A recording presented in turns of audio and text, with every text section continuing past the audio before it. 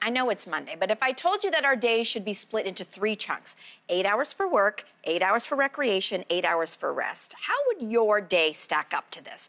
Well, for many, the idea of working just 8 hours is hilarious. It's like a fantasy, especially in the age of smartphones. A Sunday night dive into the inbox may leave you feeling like you're getting maybe a little bit of that head start on Monday morning, but at what cost? Well, fear not. A new book is making the case for rescuing the idea of rest. It is called The Weekend Effect. Author Katrina Onstad joins us this morning in studio to discuss this. Welcome to the show. Thanks for having me. And hopefully people are still feeling the weekend effect. I hope so. I really hope so.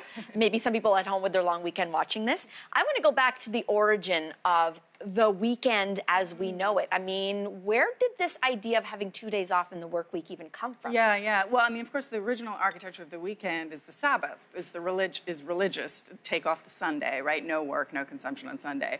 And then when the labor movement happened in the previous century, it was one of the biggest issues, was how to protect workers from these crazy industrial revolution days, right? From not working nights and weekends. So it was actually a victory of organized labor.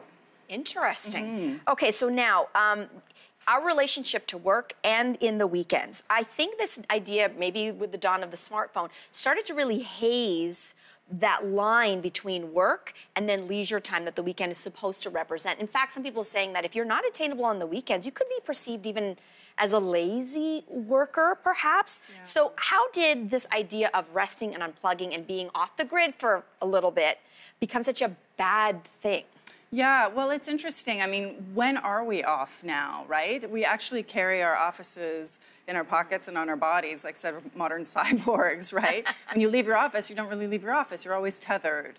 And that is a relatively new phenomenon that we really haven't learned how to manage. So the line between work and leisure becomes blurred, and our identities become really, really wrapped up in work. Yeah, we are in a moment now where working is considered virtuous and not working is considered lazy. And this is actually a shift, because if you think about the leisure class, wealthy people, used to be a badge of honor to have a lot of free time. But now we see the opposite, where people who are powerful and wealthy perform being really busy. You get the humble brag on Twitter of like, oh, so busy this weekend, managing my 10 brands and my side hustle.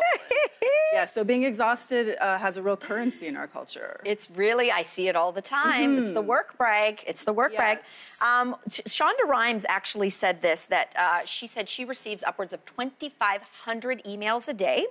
And I think in her very busy life, she decided she's going to draw a line, and she now has an auto signature, and it reads that she does not read or respond to emails sent after 7 p.m. Is this something we should all be adopting? We should all try to be like Shonda Rhimes on many levels, but this is one of my favorite things about her, because it is really going to be about industry leaders modeling healthy work-life balance behaviors, right? So for someone like her, who runs 6 shows and has like 3 kids, for someone like her to say, no, I'm going to take ownership of my leisure time, and I'm going to let people know that this is a separate part of my life, and this is a part for rejuvenation, and that my work identity isn't all-consuming. It's really bold, and it's exactly what people need to be doing. Okay, so that's after 7 p.m., I assume weekdays. So let's get back to the weekend. So what could a weekend, taking it back from the smartphone and work time, what could that look like? What does that look like in your household, for example? Well, when I succeed at that, and it's a struggle, right? We all know it's really hard to actually unplug. But I think a weekend that's meaningful will be a weekend where you're connecting with people, where your connection isn't social media, it's not social media, it's social. We know that what makes people happy is a sense of belonging, being part of a community, being part of the world, coming out of the self. So any of those kinds of activities that kind of break you out of your work identity.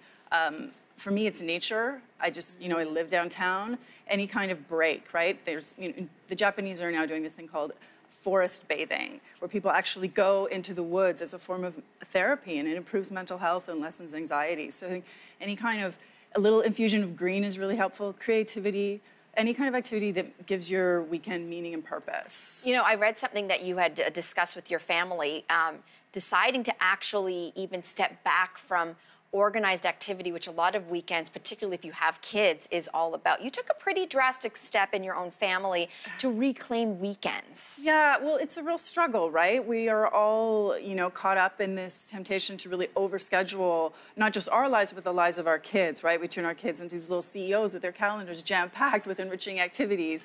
And a lot of that is great, and we're lucky to have those opportunities. But yeah, in our family, my son wanted to do a select level of hockey, and we sort of stepped back and really looked at what that would do to our weekends and what it would do to our family, the travel, the time, and we decided we wanted to protect that time, and that having unoccupied neutral time on the weekend, we decided that was actually more important than, you know, some fantasy of the NHL, which is probably not going to be realized anyway.